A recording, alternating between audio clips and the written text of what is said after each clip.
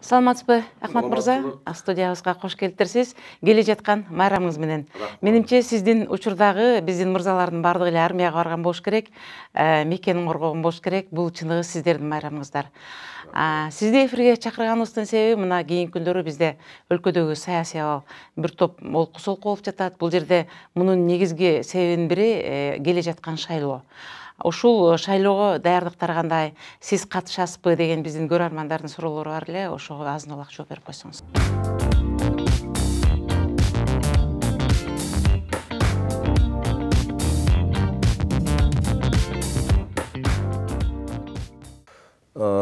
Бардык эле өлкөдө шайлоо жакындаганда кандайдыр бир саясий шайлоо, президенттик шайлоо болобу, парламенттик шайлоо болобу, ар дайым саясий популизм, саясий активдештирүү күч алат да.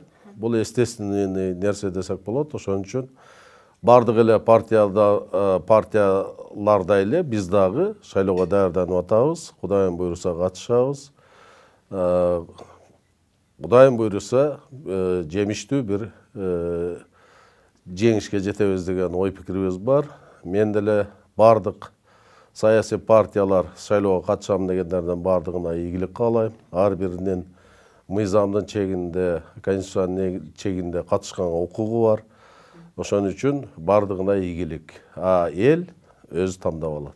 Бул жерде дагы бир суроо болуп жатат. Мүмкүн партиялар менен чогуу барбай, ар ким жеке өзүнүн кандидатурасын койсо, эл бир инсанды шайласа, мүмкүн калысыраак болобу эле деп. Мисалга алсак, Бүтүн Кыргызстан партиясы Адахан Кимсанбаевич, биз жеке Мадумаровду өзүн шайлап көтөрмөкпүз. Ал эми партия болуп келгенде, партия жетиштүү добуш албай калат экен дагы, айтылган пайызга жетпей калып, анан кийин өтпөй калат экен деген пикирлерин айтып атат. Эми Адахан Кимсанбаевич 2010 жылды мен тарых иретинде айтып коюшум керек.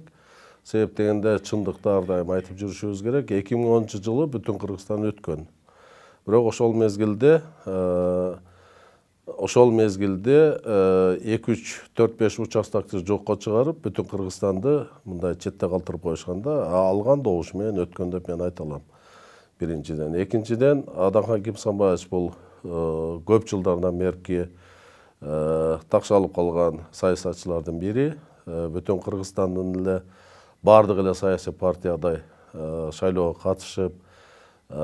катышканга укугу бар. Ошон үчүн бардыгына бирдей эле мындай условия.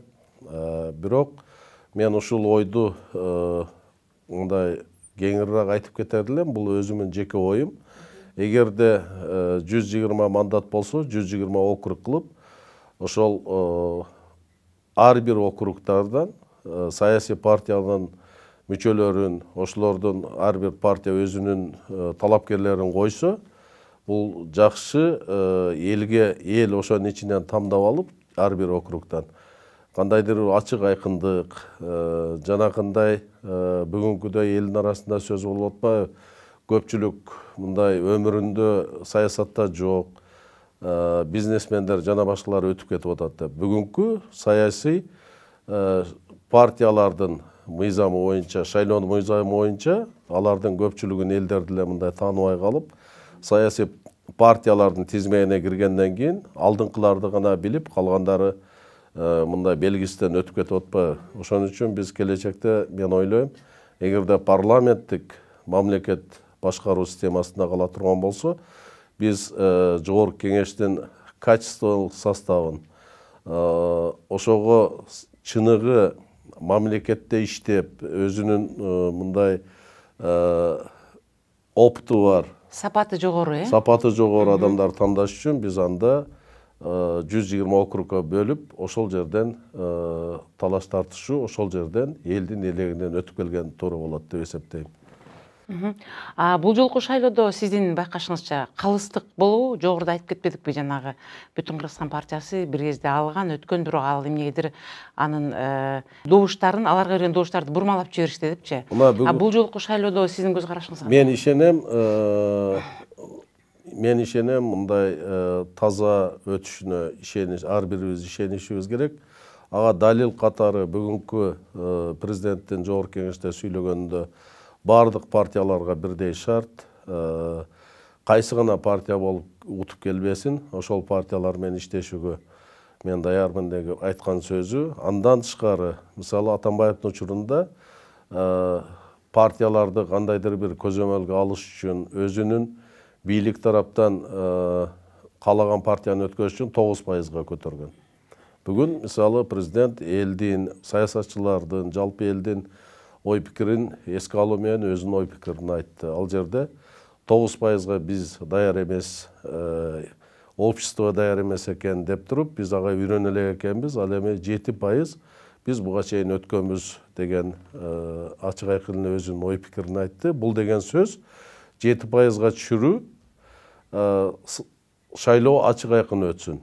Күчтүү кайсы партия күчтүү болсо, элдин тандоосуна татса, утуп келсин деп бүгүн ачык айкын айтты да. Себеп дегенде 7% жалпы келген шайлоочулардын 7%, бул 140 000 голос добуштан примерно ошондой болот. Ошон үчүн бүгүн саясий конкуренцияга, саясий атаандаштыкка мындай жол ачылып атат десем болот да. Ошон үчүн бүгүнкү бийликтин ошо шайлоонун таза өтүшүн, шайлоонун тынч өтүшүнө биринчи мындай ачык айкын кадамы десем болот.